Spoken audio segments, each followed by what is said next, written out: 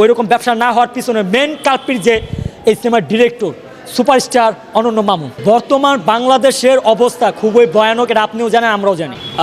দরদ এটা একটা ব্যর্থ সিনেমা, এটা আসলে ভুল। দরদ আসলে একটা সফল সিনেমা, ব্যবসা সফল। তবে সিনেমাটা অ্যাকচুয়ালি যতটা ব্যবসা করার কথা ছিল হয়তোবা ওই রকমটা হয়নি। তবে এই সিনেমার যে বাজেটটা, সেই বাজেটটা প্রথম সপ্তাহে উঠে আসছে। তো সেক্ষেত্রে আমরা বলতেই পারি সিনেমা ব্যর্থ নয়, বরং ব্যবসা সফল একটা সিনেমা।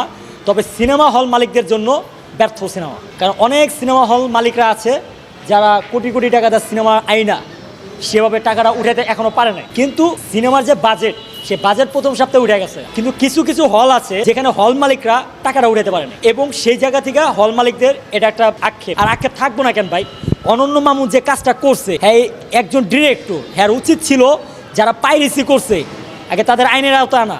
এতদিন হয়ে গেল কাউরে দেখলাম না আইনের আওতায়। তারা যদি আইনের আওতায় আনতো তাহলেও দরদ সিনেমাটা আরও বেশি চলতো, কারণ পাইরিস হয়ে গেছে গা। আর সিনেমা পাইরিস হওয়া মানে হল মালিকদের ক্ষতি হওয়া। এখানে হলের স্টাফরা আছেন, ভাই ব্রাদাররা আছেন, তারা থাকেন, তাদের একটা বেতনের ব্যাপার আছে। এত সেনার মতো একটা হল সাভারের মধ্যে, এমনকি আমি বাংলাদেশের মধ্যে মানে সিঙ্গেল স্ক্রিন হলের মধ্যে এখন পর্যন্ত আমি সেনা হলের মতো এত সুন্দর পরিবেশ আমি কোথাও পাইনি। এখানে সিনেমা থেকে টাকা আসুক আর না আসুক, সিনেমা হল মালিকরা, কর্তৃপক্ষরা নিজের টাকা খরচ করে হলটাকে খুব সুন্দরভাবে সাজাগুছা রাখে। তো আমার কথা হচ্ছে তারা কোটি কোটি টাকা দিয়ে একটা সিনেমা আনবে, তো সেই সিনেমাটা যদি টাকাটা না উঠে আসে তাহলে তো আসলে একটা দুঃখজনক। আর আমি যেহেতু এলাকার ছেলে, আমার নিজের কাছেও খারাপ লাগে। ছোটোবেলা থেকে তাদেরকে দেখতেছি, সিনেমা দেখতেছি, হলে আসতেছি, দেখতেছি, দেখা হইতেছে। তো শুধু এই হল না, আর অনেক হল আছে সিঙ্গেল হল যেগুলা যারা টাকা দিয়ে নিয়ে আসছে, যে টাকা দেয় ওই টাকাটা উঠে আসে না। বিষয়টা প্রথমত আমি বলতে চাই, বর্তমান বাংলাদেশের অবস্থা খুবই ভয়ানক, এটা আপনিও জানেন আমরাও জানি। বিগত কুরবানি ঈদের পরে ছাত্র আন্দোলন, কোটা আন্দোলন, এই সেই অনেক কিছু কইরা দেশের অনেক অনেক অনেক শিল্প নষ্ট হয়ে গেছে, তার মধ্যে অন্যতম চলচ্চিত্র শিল্প।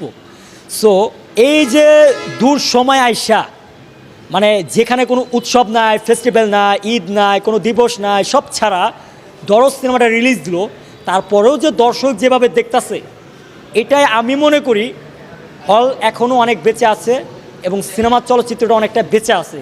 যদি দরদ সিনেমাটা এখন না দিত, কিছুদিন পরেও দিত, হয়তো বা এই ইয়ারা আসতো না। দরদ সিনেমা দেখবে যে, তার মধ্যে দেশে আপনি 18 কোটি মানুষের মধ্যে ধরেন সিনেমা প্রেমিক যারা, তারা ধরেন 1 কোটি মানুষ।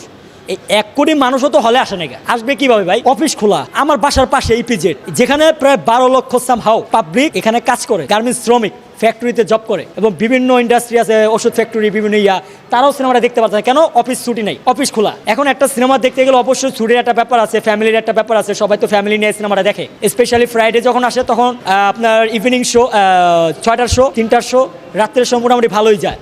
কিন্তু এখন সেরকম যাচ্ছে না। কেন যাচ্ছে না? কারণ ওই যে ফ্যাক্টরি, গার্মেন্টস এগুলো অফ নাই, বা ওইরকম সুযোগ মেনটেন করতে পারতেছে না, যার কারণে দেখতে পারতেছে না। আর তার থেকেও বড় কথাই দরদ সিনেমাটা মানে এত ড্যাম খাওয়া বা একটু ওইরকম ব্যবসা না হওয়ার পিছনে মেন কালপিট যে এই সিনেমার ডিরেক্টর সুপারস্টার অনন্য মামুন। সো উনি এমন একজন ব্যক্তি, উনি একটু কথা বলার মানে কম ছিল, মানে এত কথা না বললেও পারতো। সাকিব ভাইয়ের নিজের মুখে এসে সেদিন স্পষ্টভাবে বলে দিছে যে দরদ সিনেমার বাজেট কিন্তু সেরকম না। কিন্তু আমরা 1.5 বছর ধরে জানাতেছি এটার বাজেট 10 কোটি টাকা সামহাউ প্লাস। তো সেখানে সাকিব ভাই নিজেই বলছে যে এই দরদ সিনেমার বাজেট 3 থেকে 4 কোটি, এর বেশি হবে না। তো এই যে এখানে যেটা করলো, তাহলে এখানে আমি মনে করি এর থেকে অনন্ত জলিল ভাই অনেক ভালো। তিনি 100 কোটি টাকার সিনেমা বাজেট দিন দ্য ডে, যেখানে তার নিজের পারিশ্রমিক নিয়েছিলেন 40 কোটি প্লাস, মানে সে নিজেই বলছিল যে আমার একটা পারিশ্রমিক আছে। তো এর থেকে তো আমি মনে করি অনন্ত জলিল ভাই নিজেই ভালো, কারণ উনি তো ওনার পারিশ্রমিক সহকারে 100 কোটির কথা বলছে। আর আমাদের মামুন ভাই যেটা কইছে একটু আনলিমিটেড হয়ে গেছে গা, যার কারণে দর্শকরা সিনেমা হলে এটা দেখে নাই। আর যে সিনেমা পাইরেসি হয়ে গেছে গা, আর দেখবে বা কীভাবে? সিনেমা যদি পাইরেসি হয়ে যায়, হলের ক্ষতি, দর্শকরা আসতে চায় না, মোবাইলে দেখে খেলায়, টিভিতে দেখে খেলায়, তখন তার হলে এসে সিনেমা দেখার ফ্লেভারটা পাইবো না। তো আগে প্রথমে যারা পাইরেসি করছে তাদের বিরুদ্ধে যাওয়া উচিত। আর এটা যে দরদ টিম যাবে তা না রে ভাই, সিনেমা ইন্ডাস্ট্রির উচিত।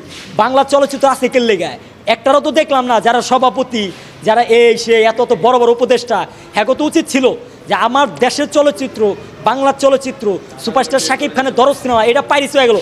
এই সিনেমা আমি না অভিনয় করি, এই সিনেমা আমার না, কিন্তু যেহেতু আমাদের চলচ্চিত্র, তো সবারই তো উচিত ছিল এটার বিরুদ্ধে একটা লিগ্যাল অ্যাকশন নেওয়া, কিন্তু কেউ এটা করে নাই। সবাই সবার স্বার্থটা বুঝছে।